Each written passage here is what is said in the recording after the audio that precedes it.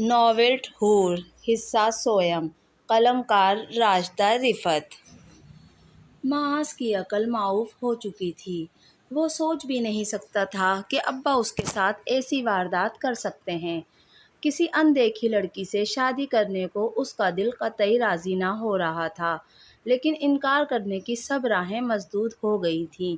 اگلے ہی ہفتے فاطمہ بیگم اپنے بیٹے اظہار احمد کے ساتھ لاہور آن موجود ہوئیں۔ طبیعت اتنی مزمحل تھی کہ چند گھنٹوں کے سفر کی بھی ہمت نہیں تھی۔ بس یہ سوچ کر ہمت پکڑی کہ حوریہ نہ سمجھ لے کہ دادی نے سر پر سے بوجھ کی طرح اتار پھینکا ہے۔ بات تو ہمارے تمہارے درمیان طے ہو ہی گئی ہے نجیب میاں، بس میں تو رسمی طور پر معاذ سے ملنے آئی ہوں۔ فاطمہ بیگم نے محبت بھری نگاہ معاذ پر ڈالی اور کرارے کرارے نوٹ اس کے ہاتھ میں زبردستی تھمائے۔ ابا بہت مسرور اور مطمئن تھے، جبکہ معاذ بے بسی اور بے چارگی کی تصویر بنا بیٹھا تھا۔ معزز مہمانوں سے بد تہذیبی برتنے کا تو وہ سوچ بھی نہ سکتا تھا، لیکن ابا کے لیے دل میں تیش بڑھتا جا رہا تھا۔ ہاسپٹل میں ایمرجنسی کا بہانہ کر کے وہ گھر سے نکل کھڑا ہوا، موبائل بھی آف کر دیا، رات کی بھی ڈیوٹی لگوا لی۔ اگلے دن جب گھر پہنچا تو ابا کا خفگی سے برا حال تھا۔ تمہارا انتظار کر کر کے ابھی نکلے ہیں وہ لوگ۔ یہ میں ہی جانتا ہوں کہ میں نے تمہاری غیر موجودگی کے کیا کیا بہانے تراشے ہیں۔ وہ تو تمہارا پروفیشن ایسا ہے کہ ہاسپٹل میں ایمرجنسی کا کہہ کر بھرم رکھ لیا۔ تمہاری فرض شناسی سے الٹا متاثر ہی ہو رہے تھے۔ اصل صورتحال کا تو مجھے علم تھا نا۔ خفت اور شرمندگی سے میرا برا حال تھا۔ ابا اس پر بگڑ رہے تھے۔ وہ سپاٹ چہرے کے ساتھ انہیں سنتا رہا۔ بعد میں آنے والے دن کچھ اسی انداز سے گزرے تھے۔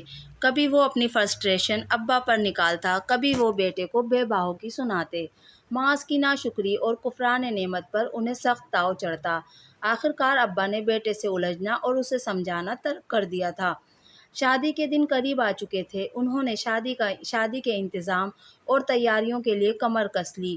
ان کے وہ سارے دوست جو معاذ سے ماضی میں مفت علاج معالجہ کراتے تھے، وقت آنے پر اس کی شادی کی تیاریوں میں اپنا حصہ ڈال رہے تھے۔ مرزا صاحب کی بیگم اور بہوئیں بری کے ملبوسات تیار کروا رہی تھیں۔ ہاشمی صاحب کی بیٹی کو جیولری بنوانے کی ذمہ داری سونپی گئی۔ ہال کی بکنگ اور اس کی نوعیت کے دوسرے انتظامات اکبر صاحب کے بیٹے دیکھ رہے تھے، اور معاذ جو یہ سوچے بیٹھا تھا کہ اس کے تعاون کے بغیر ابا اس مرحلے سے اکیلے کیسے نمٹیں گے۔ ابا کا انتظامی نیٹ ورک دیکھ کر حیران بھی تھا اور غصے کا گراف بھی بڑھتا جا رہا تھا۔ ابا تو ایسے بے نیاز ہو گئے تھے گویا اس کی ناراضی اور خفگی سے انہیں کوئی فرق ہی نہیں پڑتا۔ آپ دیکھ لیجئے گا، میں عین بارات والے روز گھر سے بھاگ جاؤں گا، وہ ابا کو دھمکاتا۔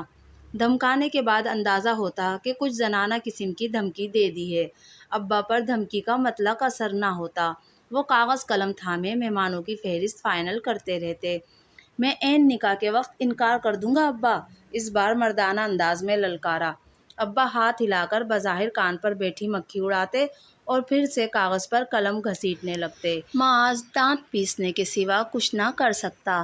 نزاکت دونوں باپ بیٹے کے درمیان چھڑی سرد جنگ کے پس منظر سے آگاہ ہو چکا تھا، اور معاذ بھائی کی ہمدردی میں وہ بڑے صاحب کو سمجھانے کی کوشش کرتا۔ جب معاذ بھیا شادی کے لیے راضی ہی نہیں ہیں بڑے صاحب، تو آپ کیوں زبردستی کر رہے ہیں؟ شادی تو دل کی خوشی کا نام ہے، یہ کوئی زبردستی کا سودا تھوڑی ہے۔ نزاکت نے کل رات نشر ہونے والے ڈرامے کے ڈائیلاگز دہراتے ہوئے بردبار سے لہجے میں ابا کو سمجھایا۔ معاذ کمرے کے باہر سے گزر رہا تھا۔ نزاکت کی بات کان میں پڑی تو اس بیوقوف سے لڑکے پر پیار آیا۔ ابا کو کیا سمجھداری کی بات بتا رہا تھا، لیکن ابا نزاکت کی بات سن کر ہنس پڑے تھے۔ ہاتھی کے دانت کھانے کے اور ہوتے ہیں نزاکت میاں، اور دکھانے کے اور۔ یہ جو تمہارے معاذ بھیا ہیں نا، انہیں مجھ سے خفا ہونے اور مجھ پر بگڑنے کے لیے کوئی جھوٹا سچا بہانہ چاہیے ہوتا تھا۔ یہ صرف مجھے پریشان کرنے کے لیے ناراضی کا ڈرامہ رچا رہے ہیں، ورنہ دل میں تو اندر سے لڈو پھوٹ رہے ہوں گے۔ اور دیکھ لیجئے گا شادی کے بعد کیسے بیوی کو پیارے ہو جائیں گے، پھر ہمیں تمہیں خاطر میں بھی نہ لائیں گے۔ ابا نے بھرپور وثوق سے پیش گوئی کی تھی۔ تو معاذ بھائی کی دھمکیاں؟ نزاکت اب بھی فکر مند تھا۔ ارے وہ دھمکیاں نہیں، گیدڑ بھپکیاں ہیں۔ ابا کے اطمینان میں فرق نہ آیا، اور اس اطمینان کو تہس نہس کرنے کے لیے معاذ کی سمجھ میں کوئی طریقہ نہ آیا۔ پیشن گوئی ابا کی ہی پوری ہوئی، اس کی دھمکیاں گیدڑ بھپکیاں ہی ثابت ہوئیں۔ وہ مقررہ تاریخ پر بارات لے کر ملتان روانہ ہوا اور دلہن رخصت کروا کر واپس لاہور آن پہنچا۔ ابا کی نصف پیشن گوئی پوری اس لیے ہوئی کہ معاذ ایک معزز گھرانے کی عزت کی خاطر بے اختیار ہو گیا تھا، لیکن وہ ابا کی باقی کی نصف پیشن گوئی غلط ثابت کرنا چاہتا تھا۔ ابا سوچے بیٹھے تھے کہ اپنی منتخب کردہ لڑکی سے زبردستی اس کی شادی کروا دیں گے اور وہ اپنی دلہن کے سنگ ہنسی خوشی زندگی کے دن بسر کرنا شروع کر دے گا۔ پھر راوی چین ہی چین لکھے گا۔ وہ راوی اور ابا کے چین کو بے چینی میں بدلنے کا بھرپور ارادہ رکھتا تھا۔ سہاگ رات جب وہ بیڈ روم میں داخل ہوا تو ابا کے ایک نسبتاً جوان دوست کی زیر نگرانی تیار کی ہوئی سیج کی لڑیوں میں سے صرف دلہن کا جھلملاتا لباس نظر آ رہا تھا۔ معاذ نے اپنے دوستوں کو شادی میں مدعو کرنا تو دور کی بات، انہیں اطلاع دینا بھی مناسب نہ جانا۔ اس کی بارات بھی اس لحاظ سے انوکھی تھی کہ دولہا کے ایک بھی دوست کے بجائے باراتیوں کی اکثریت ابا کے دوستوں پر مشتمل تھی۔ معاذ نے سیج کی لڑیاں ہٹا کر دلہن کا گھونگھٹ ہٹانے کا تکلف نہ کیا تھا۔ اس نے دور صوفے پر بیٹھ کر خشک لہجے میں نئی نویلی دلہن کو مخاطب کیا تھا۔ یہ شادی صرف اور صرف میرے ابا کی زبردستی کی وجہ سے ممکن ہو پائی ہے۔ میں فی الحال اس رشتے کو ذہنی طور پر قبول نہیں کر پا رہا۔ آپ یہ بھاری بھرکم لباس بدل کر سکون سے سو جائیں۔ اس نے سپاٹ انداز میں دلہن کو مخاطب کیا۔ دل کا ایک گوشہ ملامت بھی کر رہا تھا جو کچھ ہوا اس میں اس بیچاری لڑکی کا کیا قصور، لیکن پھر بھی اس نے دل کو خود ہی ڈپٹ دیا۔ ابا کو ان کے کیے کی تھوڑی بہت سزا ملنی چاہیے۔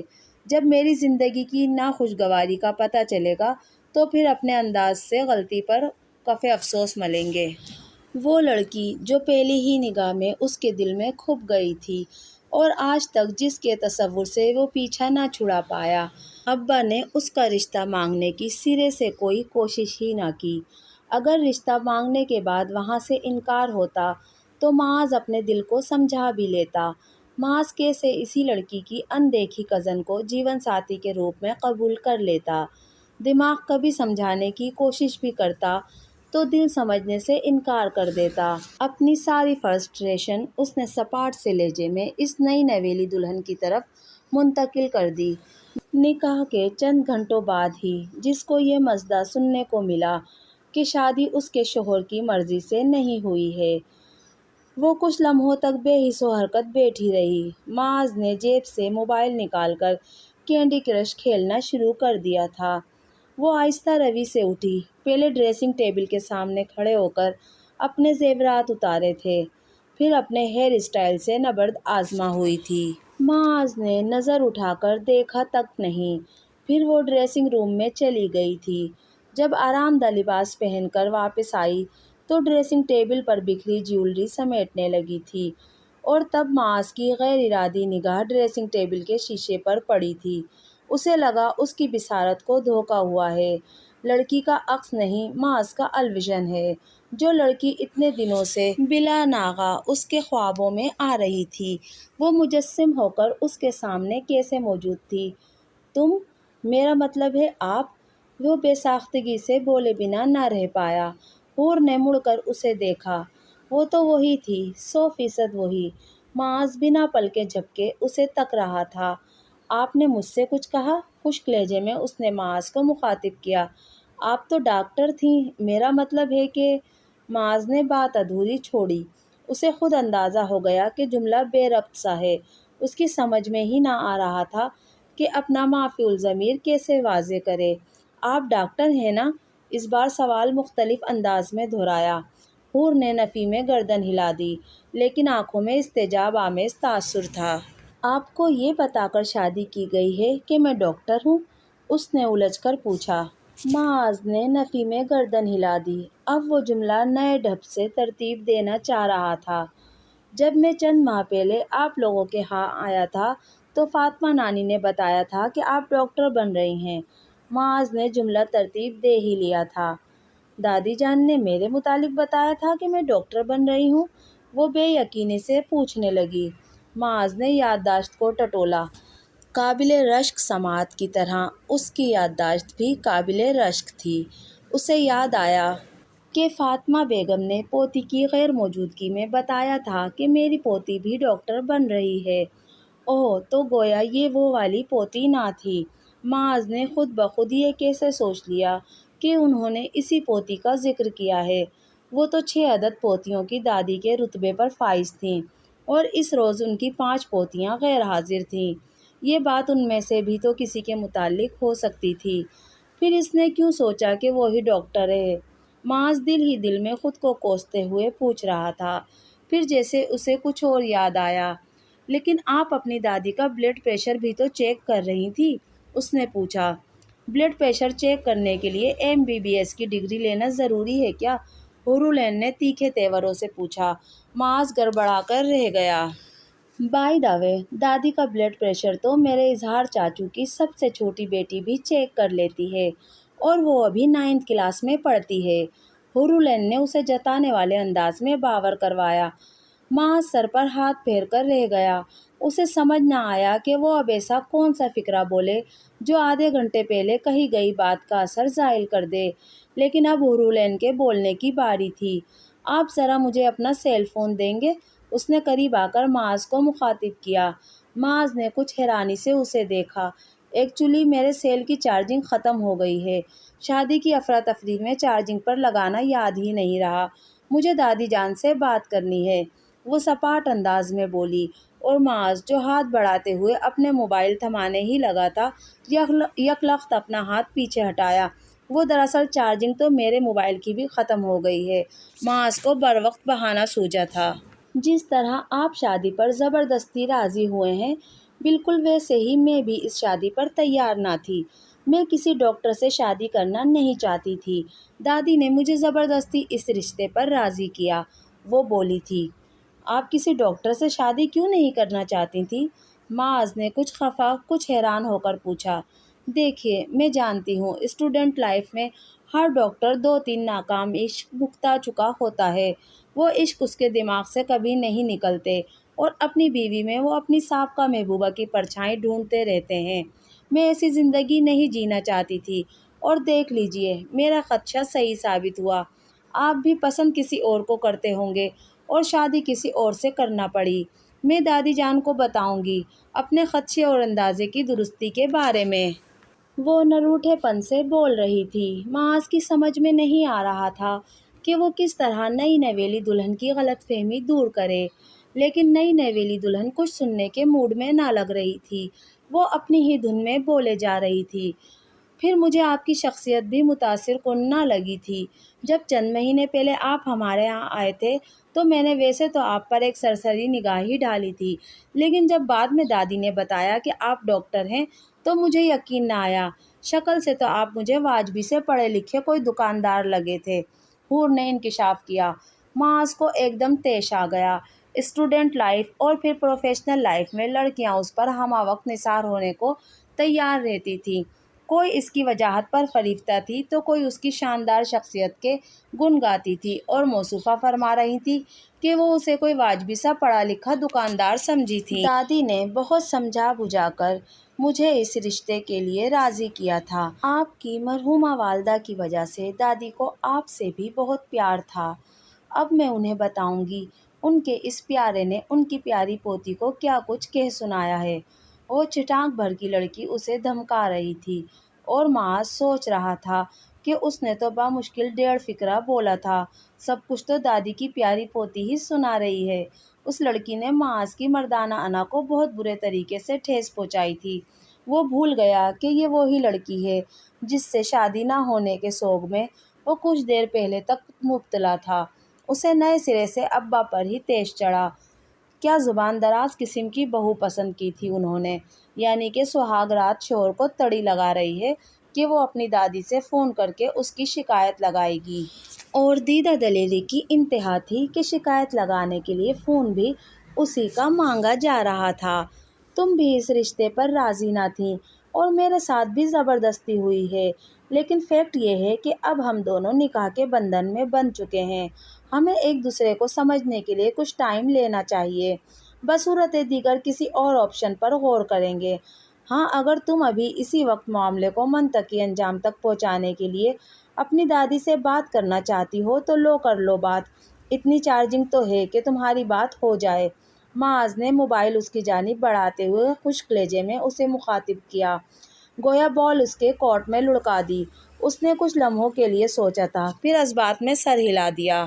ولیمے کے فنکشن میں معاذ کے سب سسرالی پہنچے تھے، صرف دادی ساتھ نہ آئی تھی، اور معاذ نے ان کے نہ آنے پر شکر کیا تھا۔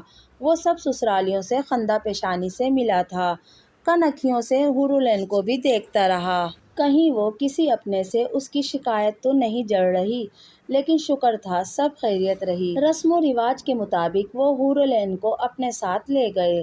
معاذ نے 2 دن بعد اسے واپس لینے جانا تھا، لیکن یہاں بھی معاذ کی پروفیشنل مصروفیت کا بہانہ آڑے آیا۔ اس نے ابا سے صاف کہہ دیا کہ وہ دلہن کو لینے نہیں جا رہا۔ اگر ابا جانا چاہتے ہیں تو شوق سے جا کر بہو کو لے آئیں۔ ابا کو بتائے بغیر اس نے توصیف کو فون کر کے معذرت ضرور کر لی تھی۔ ہمارے وارڈ میں آلریڈی 3 ڈاکٹر چھٹی پر ہیں توصیف بھائی، ان کی مجبوری زیادہ سنگین ہے، بس اسی لیے انہیں چھٹی مل گئی اور میری چھٹی کینسل کر دی گئی۔ فاطمہ نانی سے میری طرف سے معذرت ضرور کر لیجیے گا، حور کو لینے کے لیے میں ابا کو بھیج رہا ہوں، اس نے توصیف کو آگاہ کیا۔ توصیف نے خندہ پیشانی سے اس کی معذرت قبول کر لی۔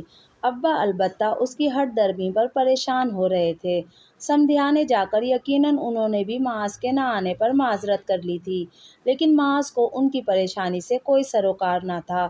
ابا بہو کو لے کر واپس آ گئے تو معاذ کے خدشات سے دھڑکتے دل کو کچھ قرار آیا، لیکن اب یہ مسئلہ تھا کہ ابا کی بہو ابا کے بیٹے کو لفٹ کروانے پر قطعی تیار نہ تھی۔ ہاں، گھر کا انتظام و انصرام اس نے بخوبی سنبھال لیا تھا، ابا سے بھی اس کی خوب دوستی ہو گئی۔ سسر بہو ناشتے کی میز پر اخبار کی سرخیوں پر سیر حاصل تبصرہ کرتے، ادارتی صفحے پر چھپے اپنے پسندیدہ کالم ایک دوسرے کو پڑھ کر سناتے۔ وہ معاذ کو مخاطب کرتی بھی تو آج کیا پکائیں ٹائپ کا سوال پوچھنے کے لیے کرتی۔ ہاں معاذ، بتاؤ بہو کو آج کیا کھانے کا جی چاہ رہا ہے؟ میرا تو خیال ہے آج کوفتے بنا لیتے ہیں۔ ابا اس سے سوال تو کرتے مگر جواب دینے کی زحمت سے بھی بچا لیتے، وہ بس ابا کو گھور کر رہ جاتا۔ شام کو ابا کے دوستوں کی آمد کا سلسلہ بھی اسی طرح جاری رہتا۔ اب ان دوستوں کی بھرپور خاطر مدارات ہوتی تھی۔ حورالعین کا ہاتھ بٹانے کے لیے اب نزاکت کے ساتھ اس کی بیوی بھی ہوتی تھی۔ اب یہ چھڑے چھانٹ بندوں کا گھر تھوڑی رہا تھا، پڑوس کی خواتین نے بھی آنا جانا شروع کر دیا تھا۔ ابا اپنے گھر کی رونق دیکھ دیکھ کر خوب خوش ہوتے۔ انہیں بہشتن بیوی یاد آتی جب بھی یہ گھر اسی طرح آباد تھا۔ معاذ اس چہل پہل سے بری طرح چڑ رہا تھا۔ اس روز بھی وہ ہاسپٹل سے گھر آیا تو ابا کے ایک جاننے والے اپنے کسی عزیز کا چیک اپ کروانے آئے بیٹھے تھے۔ وہ سلام دعا کر کے بیڈ روم میں گھس گیا۔ حور ابا کے مہمانوں کی خاطر کے لیے کچن میں تھی۔ جب وہ کافی دیر تک کمرے سے نہ نکلا تو ابا اسے بلانے گئے تھے۔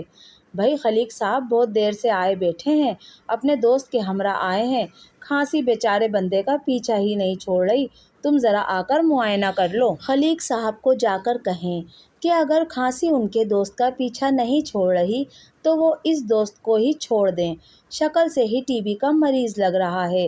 آپ کیسے کیسے لوگوں کو ڈرائنگ روم میں بٹھا لیتے ہیں ابا؟ وہ باپ پر بگڑا۔ اسی لمحے حور بھی کسی کام سے بیڈ روم میں آئی۔ معاذ کا فقرہ اس کے کانوں میں پڑ گیا تھا۔ ابا تو خفگی سے بڑبڑاتے واپس پلٹ گئے تھے۔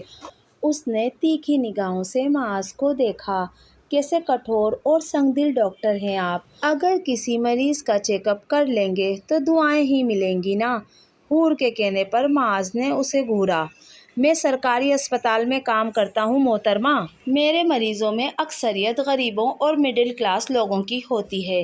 میں اپنا فرض بطریق احسن پورا کرتا ہوں اور بدلے میں مجھے سرکار سے تنخواہ ملتی ہے سو ملتی ہے۔ ان غریبوں کی اتنی دعائیں ملتی ہیں کہ تم تصور بھی نہیں کر سکتی۔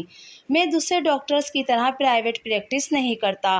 میرے بہت سے مریض مجھ سے میرے نجی کلینک کا پتہ پوچھتے ہیں، لیکن مجھے سرکاری نوکری کے ساتھ پرائیویٹ پریکٹس کرنا بددیانتی لگتا ہے۔ میں اپنی تمام تر توانائیاں اپنے اسپتال میں ہی خرچ کر کے گھر لوٹتا ہوں، اور یہاں ابا نے مزید مریض میرے انتظار میں بٹھا رکھے ہوتے ہیں۔ ان سب کی مالی حیثیت اتنی اچھی ہے کہ یہ کسی اچھے سے اسپیشلسٹ کو فیس دے کر بھی دکھا سکتے ہیں، مگر نہیں، ایک مفت کا الو کا پٹھا ملا ہوا ہے نا سب کو۔ وہ بکتا جھکتا پاؤں میں سلیپر ڈال کر ابا کے دوست کا معائنہ کرنے چلا گیا۔ ہورولین چپ کی چپ رہ گئی۔ دوستو، آپ کو ناول ٹھور کا حصہ سویم کیسا لگا؟ ہمیں کمنٹ کر کے ضرور بتائیے گا۔ اگر ویڈیو پسند آئی تو پلیز میرے چینل کو سبسکرائب کیجیے، میری ویڈیو کو لائک اور شیئر کیجیے۔ اگلی ویڈیو میں ملتے ہیں ناول ٹھور کے آخری حصے کے ساتھ۔ اگلی ویڈیو تک کے لیے مجھے اجازت دیجیے۔ اللہ حافظ۔